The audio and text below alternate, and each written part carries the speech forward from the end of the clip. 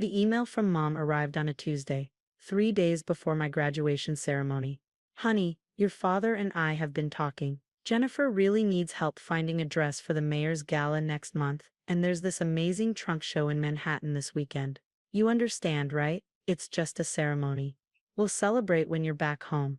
I read it twice, sitting in my tiny studio apartment in Chicago, surrounded by moving boxes and the printed dissertation that had consumed 5 years of my life. The ceremony wasn't just anything. It was the culmination of research that had been published in 3 major journals, a defense that my committee called exceptional, and the end of a journey that had nearly broken me multiple times. I typed back, I understand. Have a good trip, Dad called that evening. Your mother feels terrible, but you know how important the gala is for Jennifer. The mayor specifically requested her presence on the planning committee. First impressions matter, and she needs the perfect dress.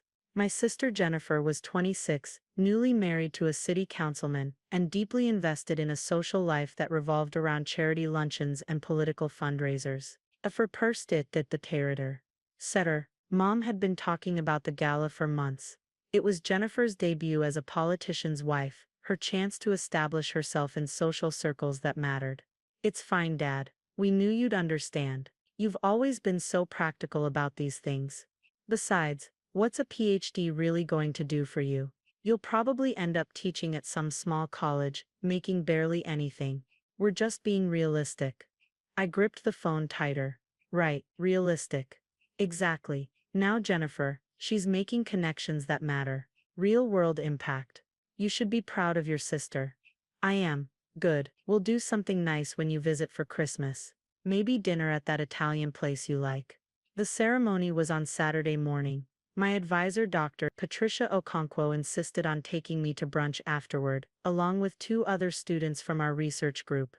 They tried to make it festive, celebratory, but I couldn't shake the feeling of sitting in that auditorium watching other candidates hug their parents, pose for family photos, celebrate with people who'd flown across the country to be there. My phone had one text from Mom, a photo of Jennifer in a champagne-colored gown, twirling in front of a 3-way mirror. Isn't she stunning? Worth the trip. I replied with a thumbs-up emoji, and put my phone away. Dr. Okonkwo drove me home after brunch. She pulled up outside my building, and turned off the engine, her expression serious. I'm going to say something as your mentor, not just your advisor. Okay, your family doesn't understand what you've accomplished. Maybe they never will. But I need you to understand it. Your research on hospital accreditation standards and patient safety outcomes is groundbreaking. The Joint Commission has already reached out about your work. CMS is interested in your methodology. You're not going to some small college to fade into obscurity. I stared at my hands. They think I wasted 5 years. They're wrong, and in about 6 months, when you start your new position, I think you're going to find that out in ways you can't imagine yet. She was talking about the offer I'd accepted 2 weeks earlier, Director of Healthcare Accreditation Standards at the Mid-Atlantic Regional Health Commission. It was an extraordinary position for someone fresh out of graduate school, but my dissertation had caught the attention of people who mattered in healthcare regulation.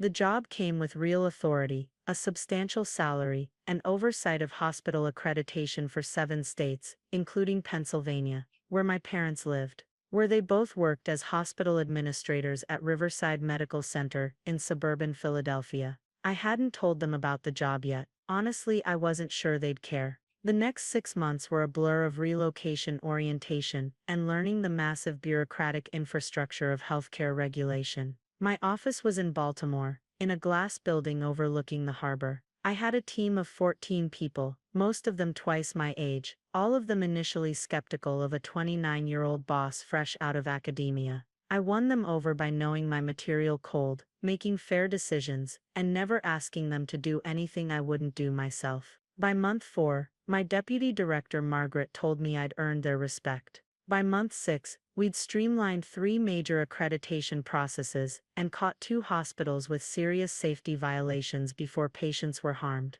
I was good at my job, really good. My family didn't ask about it. Mom called every few weeks to talk about Jennifer's latest luncheon, or Dad's golf game, or the new patio furniture they'd bought. When they asked about me, it was perfunctory. How's work? Fine. That's good, honey. They never asked what my job actually was. I'd mentioned healthcare administration once, and Mom had said, oh, like medical billing. I'd said something like that and let it drop. Christmas came and went. I flew home for 3 days, sat through dinners where Jennifer described her Thanksgiving charity drive and her New Year's gala plans, listened to Dad talk about hospital politics at Riverside, and smiled when Mom showed me photo albums from the dress shopping trip I'd missed. Nobody asked about my graduation. The degree itself, framed and sitting in my Baltimore office, might as well have not existed. I flew back to Baltimore on December 27th and returned to work with something like relief. The accreditation cycle meant every hospital in our region underwent review every 3 years. I inherited a schedule that had been established before my arrival, and I followed it methodically. Riverside Medical Center was slated for its comprehensive accreditation review in 14 months. I didn't think much about it until Margaret dropped a preliminary file on my desk in March. Riverside's pre-assessment documentation, she said. Pennsylvania facility, medium-sized regional hospital, they're due for full review in November. I opened the file and saw my father's name on the administrative contact list. Robert Torres, Chief Operating Officer. My mother Linda Torres, Director of Patient Services. Margaret was watching me. You okay? That's my parents' hospital. Her eyebrows rose. Both of them work there. Both administrators. Dad's COO. Mom runs patient services. Do you want to recuse yourself? We can reassign it to the Southern Division. I thought about it. Thought about Mom's email before graduation. Dad's voice telling me to be realistic. 5 years of accomplishments they'd never acknowledged. Then I thought about the job I'd been hired to do. No, we follow standard protocol. If there's a conflict during the actual review, we'll address it then. But preliminary assessment is just paperwork review. You're sure? I'm sure. The preliminary documentation arrived in stages over the next 8 months. Riverside was required to submit detailed reports on patient safety protocols, infection rates, staffing ratios, equipment maintenance, credential verification, and dozens of other metrics that determined whether they met accreditation standards. I reviewed every page personally, the way I did for every hospital under my jurisdiction. Most of it was fine. Standard compliance, typical mid-sized hospital operations. But there were concerning patterns in the patient safety data. Medication errors slightly above regional average. 2 surgical site infections that hadn't been properly reported to state authorities. Staffing ratios in the ICU that occasionally dipped below minimum standards during night shifts. None of it was egregious enough to fail accreditation outright, but it was enough to trigger a comprehensive on-site review instead of the standard assessment. It meant my team would spend a week at Riverside, interviewing staff, observing procedures, auditing records, and determining whether the hospital met the standards required for continued accreditation. Without accreditation, Riverside couldn't accept Medicare or Medicaid patients. They'd lose approximately 60% of their patient base. Financially, it would be catastrophic. I scheduled the review for the first week of November and sent the formal notification letter in August. Mom called 3 days later, her voice tight. Did you know about this? About what? The accreditation review. We just got a letter saying there's going to be a comprehensive on-site assessment. That only happens when there are problems. Your father is beside himself. Comprehensive reviews are triggered by specific data patterns in the preliminary assessment. It's standard protocol. Standard protocol. Do you have any idea how this looks? The board is asking questions. Everyone's panicking about what this means. It means your hospital needs to demonstrate compliance with patient safety standards. Can't you just, I don't know, tell them it's fine? You work in healthcare administration. Don't you have contacts? I paused. Mom, what exactly do you think my job is? You said you do healthcare administration, paperwork and regulations and things. I'm the director of healthcare accreditation standards for the Mid-Atlantic region. I oversee hospital accreditation for 7 states, including Pennsylvania. Silence. You're what? I'm the person who sent you that letter. My office conducts the review. My team makes the recommendation. I sign the final accreditation decision. More silence. Then why didn't you tell us? You never asked. Every time you called, you asked how's work and accepted fine as an answer. You never wanted details. This is different. This is Jennifer's husband has political connections. Maybe he can make some calls, smooth this over. Mom, this isn't something you smooth over. Either Riverside meets accreditation standards, or it doesn't. But we're family, surely that counts for something. It counts for me being extremely careful to follow every single procedure exactly right, so nobody can accuse me of favoritism. Favoritism? You're killing us here. Do you know what happens if we lose accreditation? I know exactly what happened. Raul, it gets ugly what happens, which is why you should focus on addressing the patient's safety issues in your preliminary assessment, instead of trying to make this go away through connections. Dad got on the line. This is about graduation, isn't it? What? Your mother missing your graduation. You've been holding on to that, waiting for a chance to punish us. Something cold settled in my chest. This has nothing to do with graduation. This is about medication error rates and unreported infections and ICU staffing ratios. Those are facts, not feelings. You could make this easier for us. I'm making this exactly as easy as I make it for every hospital in my region. You're getting the same treatment, the same standards, the same process as everyone else. That's not good enough. We're your parents. Then maybe you should have higher standards, not lower ones. I hung up before he could respond. Jennifer called that night, her voice sugary sweet, in a way that meant she wanted something. Hey, I heard about the hospital thing. Listen, Mom and Dad are really stressed. Can't you just help them out? For family, I am helping them. I'm giving them a clear pathway to demonstrate compliance with patient safety standards. You know what I mean. Can't you just approve them? Sign off. Whatever it is you do. No, come on. Mom missed one graduation. Are you really going to destroy their careers over that?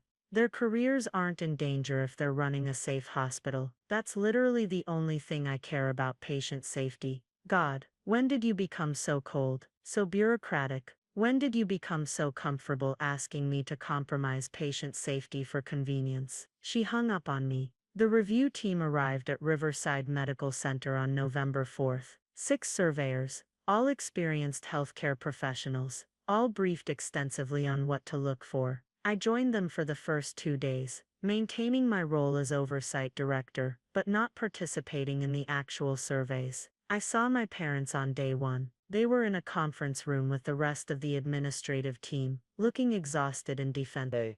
Mom's eyes were red. Dad wouldn't look at me. The hospital administrator, Dr. Vincent Carr, shook my hand professionally. Director Torres, we're ready for your team. I appreciate your cooperation, Dr. Carr. Mom made a small sound. I didn't look at her. The surveyors were thorough. They spent hours in the ICU, the surgical wing, the pharmacy, the emergency department. They interviewed nurses, doctors, technicians, and support staff. They audited medication logs, infection reports, staffing schedules, and equipment maintenance records. I watched from a distance, taking notes, asking occasional clarifying questions, but mostly letting my team do the work they were trained to do. On day 3, the lead surveyor, Margaret, pulled me aside. "We've got problems," she said quietly. "The medication errors aren't just above average. There's a pattern of inadequate reporting and follow-up. We found 3 more surgical infections that were never reported to state authorities.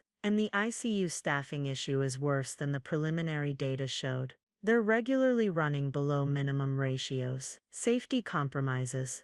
Definite. One patient in the ICU last month went into respiratory distress during an understaffed shift. The response time was delayed because the one nurse on duty was managing 7 patients. The patient survived, but it was close. My hands were shaking. I put them in my pockets. Document everything, by the book. You want to be in the room when we present findings? No, I'll review the written report and make my determination from that. I need to maintain clear boundaries here. She understood without me having to explain further. The exit interview happened on day 5. I wasn't present, but Margaret briefed me afterward. Riverside's administrative team had been defensive, then deflated. Mom had cried. Dad had argued about contextual factors and industry-wide challenges. Dr. Carr had been professional, but clearly devastated. The surveyors had found Riverside Medical Center non-compliant with accreditation standards in 4 critical areas.